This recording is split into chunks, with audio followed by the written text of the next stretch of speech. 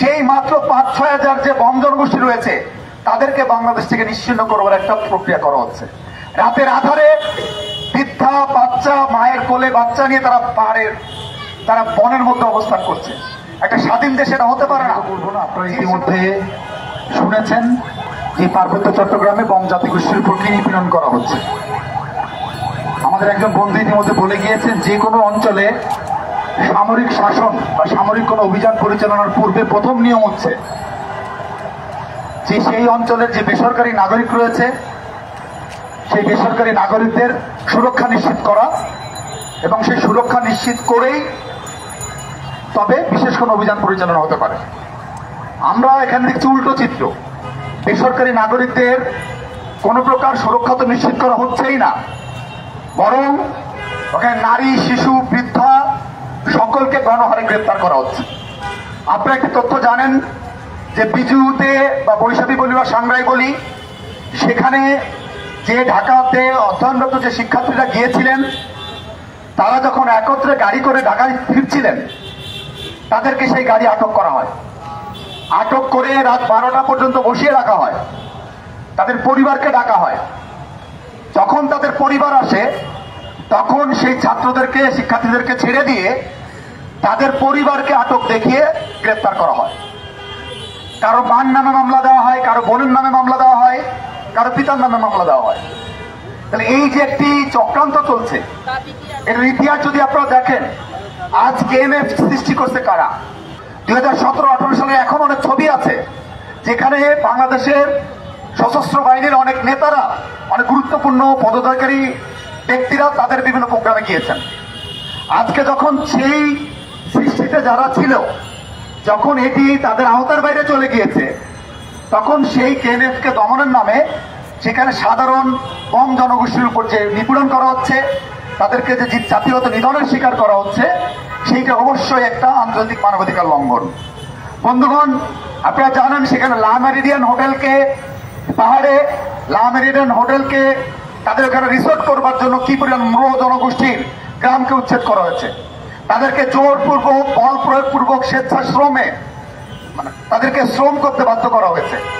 নামমাত্র মূল্যে তাদেরকে শ্রম দিতে বাধ্য করা হয়েছে।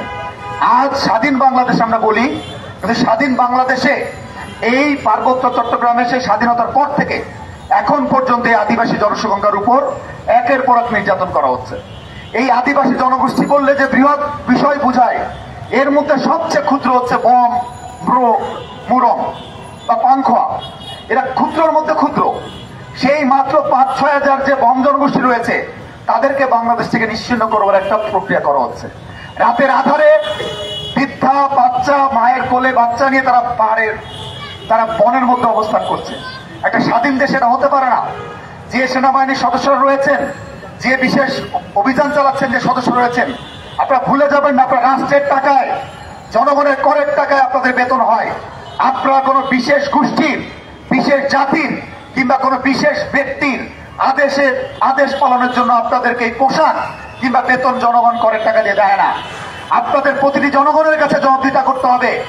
যেমন আপনার বেতনের জন্য ওই ম্রো কিংবা বন জনগোষ্ঠীর একজন মানুষও তার প্রত্যক্ষ বা পরোক্ষ ট্যাক্সের মধ্য দিয়ে আপনার বেতন সে নিশ্চিত করে। সেখানে তাদের উপরে যে জাতিগত নিপীড়নের যে পায়তারা, সেই পায়তারার বিরুদ্ধে আমাদের রুখে দাঁড়াতে হবে। এবং আজকে পাহাড় কিংবা সমতলে আজকে দেখছেন সারা বাংলাদেশে কিভাবে নির্যাতন করা হচ্ছে। আমরা যখন বম জনগোষ্ঠীর জন্য দাঁড়িয়েছি, আপনি জানেন ঠিক সেই সময় এই ঢাকা শহরের শ্রমিক শ্রেণীর উপর কিভাবে নির্যাতন করা হচ্ছে। একের পর এক হকারদেরকে উচ্ছেদ করা হচ্ছে, রিক্সাদেরকে অবৈধ বলা হচ্ছে। এই হকার, রিক্সা এবং ক্ষুদ্র ব্যবসায়ীদেরকে একের পর উচ্ছেদ করার মধ্য দিয়ে এই ঢাকাকে একটি বড় লোকের স্মার্ট নগরী বানানোর কল্পনা করা হচ্ছে। সেখান থেকে গরিবদেরকে বিতাড়িত করা হচ্ছে, সেখান থেকে নিম্ন মধ্যবিত্ত মানুষকে বিতাড়িত করা হচ্ছে। এই বাংলাদেশ একটা ধনিক শ্রেণীর রাষ্ট্রে পরিণত হয়েছে। একের পর এক ব্যাংক থেকে টাকা লুট করা হচ্ছে, সেখানে কোনো খবর নেই। এবং আমরা দেখছি আজকে শুধুমাত্র জাতিগত নিপীড়ন নয়, এখানে শ্রমিক নিপীড়ন হচ্ছে, এখানে সংখ্যালঘু নিপীড়ন হচ্ছে, এখানে নারী নিপীড়ন হচ্ছে। সবকিছু মিলে আমাদের নিপীড়নের বিরুদ্ধে কথা বলতে হবে এবং আমাদেরকে সোচ্চার হয়ে এই ধরনের জাতীয় যে নিপীড়নকে রুখে দিতে হবে। এবং আমরা মনে করি আজকে দেখেন, আজকে যখন আমরা এখানে সমাবেশ করছি, আজকে কিন্তু এখানে গোয়েন্দা সংস্থার অভাব নেই, আজকে এখানে প্রশাসনের লোকের অভাব নেই। তাদের কাছে আমরা তথ্য পৌঁছাতে চাই। এই যে আমরা কি বলছি, আমরা বলছি কম জনগোষ্ঠীর উপর জাতিগত নিপীড়ন করা যাবে না, একটা কেএমএফের চাই সমগ্র গোষ্ঠীর উপর চাপানো যাবে না। এই বক্তব্যগুলো আমরা ভালোভাবে এবং প্রতিষ্ঠিতভাবে বলতে চাই। এবং আগামী দিনের যে লড়াই, সেই লড়াই আপনারা সকলেই সোচ্চার হবেন এবং সম্মিলিতভাবে আমরা লড়াই করবো, সে আহ্বান জানিয়ে আমি আমার বক্তব্য শেষ করছি। ধন্যবাদ সকলকে।